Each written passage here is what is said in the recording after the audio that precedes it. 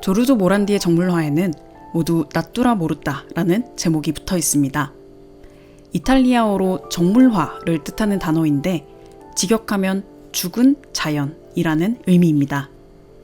영어인 스틸 라이프나 독일어의 슈틸레벤이 고요하게 멈춰있는 생명의 뉘앙스라면 라틴계 언어인 나뚜라 모르타는 뿌리 뽑힌 꽃이나 식어버린 흙처럼 완전히 소멸해버린 생명의 뉘앙스를 풍깁니다. 모란디는 정물화를 그릴 때 이 죽은 자연의 특성, 즉 움직이지 않고 변하지 않는 완전히 통제 가능한 성질을 활용했습니다. 그는 빛바랜 도자기 컵과 그릇들을 테이블에 올려놓고 그림을 그렸습니다. 대상이 움직이거나 상할 걱정도, 시간을 맞춰야 하는 번거로움도 없었죠. 모란디는 이 말없이 조용하고 불변하는 기물들을 앞에 두고 오직 양감과 질감, 그리고 그 위에서 변화하는 빛과 그림자를 표현하는 데에만 집중했습니다. 그래서 모란디의 정물화는 다른 화가들의 활기 있는 정물화와는 전혀 다른 장르로 보입니다. 일반적인 정물화 속 꽃병이나 커피잔, 과일 바구니들은 본래의 용도와 역할에 충실합니다. 그림이 놓인 공간이나 주변 사람, 전후의 상황을 상상하게 만들고 꽃이 시들거나 과일이 익어가는 흐르는 시간의 감각이 느껴지죠. 하지만 모란디의 그림 속 기물들은 변화의 가능성 있는 요소들은 철저히 배제된 채로 쓰임새와는 무관하게 그저 이렇게 저렇게 배열되어 있을 뿐입니다. 세잔과 모란디. 볼로냐의 폰다차 거리 36번지에 위치한 소박한 아파트. 모란디는 싱글 침대 하나만 놓인 자신의 방이자 작업실에 컵과 그릇, 도자기들을 가득 쌓아두고 지냈습니다. 집 근처 벼룩시장에서 직접 골라서 사온 것들이었습니다. 그는 그중 몇 개를 골라 테이블 위에 정렬해 놓고 수많은 정물화를 그려냈습니다. 어떤 때는 같은 병과 그릇들로 미세하게 위치만 조정하거나 다른 비율의 캔버스에 담는 방식으로 여러 점을 그리기도 했습니다. 그가 이렇게 그린 정물화의 개수만 무려 1300여 점에 달합니다. 모란디는 여러모로 세잔을 떠올리게 합니다. 세잔이 테이블 위의 사과와 생 빅투아르산을 반복해서 그린 것처럼 모란디는 이 병과 그릇들을 끊임없이 반복해 그렸습니다. 또 두 화가의 그림은 모두 소리가 없고 건조하며 무겁습니다. 분필처럼 서걱거리는 물감의 질감, 어색하면서도 시적인 구도도 닮아있죠. 모란디가 평소 세잔을 깊이 존경했다는 사실에서 그 역시 세잔처럼 눈에 보이는 세계 너머의 본질을 포착하려 했음을 짐작할 수 있습니다. 그렇다면 모란디가 이 정물 그림들을 끝없이 반복해 그리면서 담아내려 한 그 본질이란 무엇일까요? 저는 모란디의 그림에서 아마 그가 생각했었을 세상의 이상적인 상태를 봅니다. 기복 없이 고요한 감정, 넉넉하게 주어진 사색의 시간, 오밀조밀 모여 조화를 이루는 안온한 상태 말입니다. 모란디는 아마 이 그림들을 그리며 마음의 평온을 찾았을 것입니다. 그림을 보는 우리 역시 그 평온을 공유합니다. 영원한 것은 없다고들 하지만 우리는 모란디의 정물화에서 영원의 가능성을 길어올립니다. 마르첼로와 스타이너. 이탈리아의 거장 페데리코 펠리니 감독의 영화 달콤한 인생, 주인공 마르첼로는 로마의 신문기자입니다. 매력적인 외모의 그는 경제성장으로 황금기를 맞이한 로마에서 화려하고 즉흥적인, 동시에 어디에도 정착하지 못하는 삶을 살고 있습니다. 약혼녀를 두고도 끊임없이 한눈을 팔고 작가를 꿈꾸지만 정작 글을 쓸 생각은 없어 보입니다. 마르첼로의 친구 스타이너는 마르첼로와 아주 다른 삶을 사는 사람입니다. 로마의 상류층 중에서도 고결함과 교양을 갖춘 인물로 고급 저택에서 아름다운 아내, 아이들과 평온하게 살고 있죠. 영화에서 스타이너는 완벽한 질서와 평온을 상징합니다. 하루는 마르첼로가 스타이너 집을 방문합니다. 스타이너 집의 거실은 로마 최고의 지식인들과 예술계 인사들이 모여 음악을 듣고 대화를 나누는 지성의 장으로 영화 속에서 그려집니다. 그리고 그 거실 벽에는 그림 한 점이 걸려 있는데 바로 조르조 모란디의 정물화였습니다. 모란디가 자주 그리던 특유의 호리병과 석유 램프가 배치된 그의 전성기 연작 중 하나였습니다. 영화에서는 물론 모조품이 사용되었지만 개인 소장품인 실제 1941년 작품은 화면에 나온 것보다 크기가 더 작고 푸른색 포인트 색감이 무척 아름다운 그림입니다. 마르첼로는 이 그림을 발견하고 스타이너에게 말합니다. 너 정말 아름다운 모란디 그림을 가지고 있네? 스타이너가 답합니다. 내가 가장 좋아하는 화가 중 한 명이야. 그는 빛과 현실로 사물들을 감싸지. 그는 엄밀함, 정확함, 객관성으로 그것들을 우리에게 보여줘. 그의 예술에서는 그 무엇도 우연인 것은 없다고 확실하게 말하고 있지. 모란디의 그림이 마르첼로의 내면의 불안을 자극한 것일까요? 그날 밤 마르첼로는 스타이너에게 속마음을 털어놓습니다. 나 아무래도 인생을 잘못 살고 있는 것 같아. 너처럼 살아야겠어. 펠리니의 의도. 페데리코 펠리니 감독이 스타이너의 집에 이 그림을 걸어둔 것은 철저히 의도된 연출이었습니다. 영화가 개봉한 1960년 당시 70살의 조르조 모란디는 살아있었고 세계 미술계의 인정과 존경을 받는 명성 있는 화가였습니다. 그의 그림은 1950년대부터 이미 전 세계 자산가와 컬렉터들이 줄을 서서 기다리는 품귀 품목이었고 가격은 천정부지로 치솟고 있었습니다. 딱 스타이너처럼 안목 있고 부유한 상류층의 거실에 어울리는 그림이었던 셈입니다. 동시에 펠리니는 모란디의 은둔자 이미지도 염두에 두었을 것입니다. 당시에도 사람들은 모란디라는 이름에서 작고 소박한 방에 틀어박혀 맨날 똑같은 병과 그릇을 반복해서 그리는 화가의 모습을 떠올렸습니다. 이런 이미지에는 모란디가 평생 결혼하지 않고 어머니, 누이들과 함께 살았다는 점도 한몫했죠. 그러니까 조르조 모란디라는 화가는 흔들리지 않는 평온한 삶을 상징하는 인물이기도 했습니다. 결국 모란디의 정물화는 지적인 취향과 엄청난 부, 그리고 평온한 삶을 대변하는 완벽한 상징이었습니다. 펠리니 감독은 이 그림 한 장을 통해 마르첼로의 시끄럽고 변덕스러운 일상과 완벽하게 대비되는 스타이너의 삶을 비유적으로 보여주었던 것입니다. 친절한 모란디 선생님. 한편 모란디의 제자이자 조수였던 제닛 아브라모비츠는 자신의 책 조르조 모란디 침묵의 예술에서 모란디에게 씌워진 이미지에 조금은 왜곡된 면이 있다고 말한 적이 있습니다. 방에만 갇혀 집착적으로 정물을 그린 고립된 은둔자 같은 모습은 약간 과장된 신화라고 말합니다.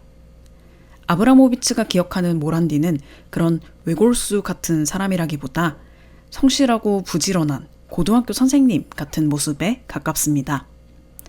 그녀는 그가 인간적이고 따뜻하며 온화하고 다정한 스승이었다고 증언합니다.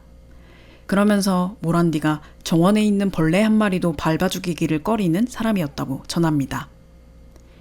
제가 보기에도 모란디는 조용한 안정을 좋아하고 연구와 교육에 몰두하는 약간 너드 같은 사람이었던 것 같습니다. 잘 알려지지 않은 사실인데 모란디는 판화 기법 중 하나인 에칭에 깊이 빠져서 평생을 연구한 인물이기도 합니다. 교육 역시 그의 삶에서 큰 축이었는데요. 꽤 오랫동안 초등학교에서 아이들을 가르쳤고 나중에는 볼로냐 미술 아카데미의 판화 교수로 일했습니다. 세계적으로 유명한 화가가 된 후에도 수십 년 동안 학교에 남아 학생들을 가르치고 연구를 이어갔습니다. 볼로냐의 모란디. 모란디가 평생을 산 도시 이탈리아 볼로냐에는 그의 흔적이 짙게 남아 있습니다. 먼저 볼로냐 현대미술관. 모란디의 누이가 기증한 작품들 덕분에 세계에서 가장 큰 규모의 모란디 컬렉션을 가지고 있는 곳입니다. 또 하나 특별한 곳은 모란디의 집, 폰다차 36번지에 위치한 까사 모란디입니다. 누구나 무료로 들어가 볼 수 있는 이 작은 집에서는 유리창 너머로 모란디의 작은 침대, 쌓아놓은 병과 그릇들, 병을 올려두었던 테이블과 이젤 등을 볼 수 있습니다. 모란디는 평생 딱 2번의 스위스 여행을 제외하고는 이탈리아를 떠난 적이 없었습니다. 다른 화가들처럼 파리나 뉴욕 같은 세계 미술의 중심지를 동경하지도 방문하지도 않았죠.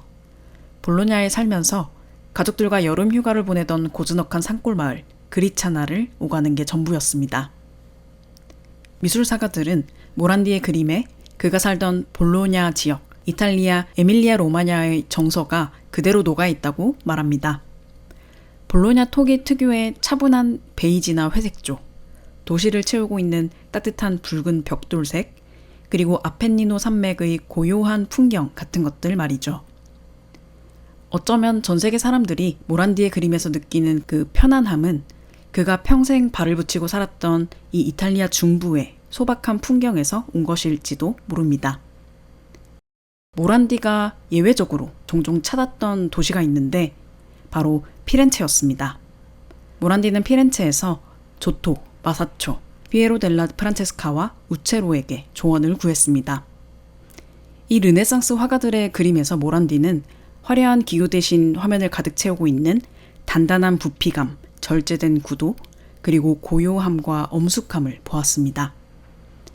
모란디가 병을 배치하는 엄격한 방식과 빛을 다루는 담담한 태도는 바로 이 피렌체 르네상스의 전통과 닿아 있음을 알 수 있습니다. 세상의 밀물 속에서. 그러니까 모란디는 평생 한 도시에 머물렀고 안정을 추구하는 사람이었습니다. 하지만 세상은 그런 모란디를 가만히 두지 않았습니다. 1922년부터 1943년까지 이탈리아는 파시스트 정권 아래에 있었습니다. 정부는 예술을 검열했고 체제 선전용 예술을 강요했습니다. 모란디는 사실 처음에 정부에 우호적이었는데요. 정권이 점차 전체주의로 치닫자 환멸을 느꼈습니다. 이후에는 반파시즘 성향의 지식인들과 가깝게 교류하다가 대대적인 숙청에 걸려서 잠시 투옥되기도 했었죠. 이 투옥 사건을 두고 모란디가 정권에 치열하게 투쟁한 결과라고 해석하는 이들도 있지만 제가 보기엔 그 시절 이탈리아에서 살던 예술가라면 누구도 정치라는 파도에서 완전히 자유로울 수 없었던 시대적 환경 탓인 것으로 보입니다. 정치적 상황만큼이나 모란디가 예상치 못했던 건 그에게 찾아온 엄청난 성공과 유명세였습니다. 모란디는 1948년 베니스 비엔날레에서 이탈리아 화가 부문 1등상을 받았고 이듬해 바로 뉴욕 현대미술관을 비롯해 미국과 유럽 전역의 미술관에서 그를 조명하는 전시가 열렸습니다. 그의 그림은 갤러리와 경매에서 엄청난 고가로 거래되기 시작했습니다. 그러나 정치적 풍파든 엄청난 부와 명예든 예상치 못하게 찾아온 세상의 밀물 속에서도 모란디는 흔들리지 않았습니다. 여전히 볼로냐의 집과 아카데미, 그리차나의 별장을 오가며 병과 그릇들을 늘어놓고 정물화를 그렸을 뿐입니다. 전 세계에서 그의 그림을 원했지만 모란디는 그림을 여전히 천천히 조금씩 그렸습니다. 그리고 모란디 본인은 늘 저렴하게 단골들에게 그 그림들을 넘겼습니다. 모란디의 정물화가 영원을 길어 올린다는 건 단순히 개별 작품의 분위기만을 말하는 게 아닙니다. 시끄러운 세상 속에서도 평생 변함없이 자신만의 속도와 방법으로 정물을 그려낸 그 흔들림 없는 궤적 자체가 우리에게 영원의 가능성을 증명해 보이고 있는 것입니다. 모란디의 달콤한 인생. 다시 펠리니의 영화 달콤한 인생으로 돌아와 보겠습니다. 우리의 로마 금쪽이 마르첼로는 어떻게 되었을까요? 결국 개가천선에서 스타이너처럼 안정적이고 존경받는 삶을 살았을까요? 여기서부터는 영화의 스포일러가 조금 있습니다. 마르첼로가 그날 스타이너의 집에서 모란디의 그림을 본 후에 나 잘못 살고 있는 것 같아, 너처럼 살고 싶어 라고 고백했을 때 스타이너는 뜻밖의 말을 건넵니다. 평화가 나를 두렵게 만들어 자신을 속박하는 것을 구원이라고 믿지 마. 마르첼로는 고개를 갸우뚱하죠. 그리고 얼마 뒤 마르첼로에게 전화 한 통이 걸려옵니다. 스타이너가 아내가 여행을 간 사이에 두 아이를 총으로 쏘고 자신도 스스로 목숨을 끊었다는 충격적인 소식이었습니다. 겉보기엔 완벽하고 평온해 보였던 스타이너의 삶 역시 속은 비어 있었고 불행했던 것입니다. 영화의 등장신에서 그가 성당 오르간으로 연주한 바흐의 토카타와 푸가, 스타이너의 내면에 숨겨진 균열을 암시하는 것이었음을 마르첼로도 영화의 관객들도 그제야 깨닫게 됩니다. 또 한 번 삶의 기준을 잃어버린 마르첼로는 완전히 방향을 잃고 순간순간의 쾌락을 좇는 방탕한 삶으로 도피합니다. 외로움과 공허함을 시끄러운 소음으로 채우며 살아가게 됩니다. 마르첼로도 스타이너도 결국 살아내지 못했던 달콤한 인생을 모란디는 살아냈습니다. 모란디는 고요와 안정을 추구했고 그것을 속박이라 느끼지 않았습니다. 집중해야 할 삶의 목적을 희생이라 느끼지 않았고 그것에 진심으로 몰두했습니다. 마르첼로도 스타이너도 모란디의 그림을 보며 그 고요하고 단단한 삶을 부러워했습니다. 그리고 2026년의 우리들도 모란디의 소박하고 고집스러운 그림들을 보며 그 달콤한 인생을 꿈꾸고 있습니다.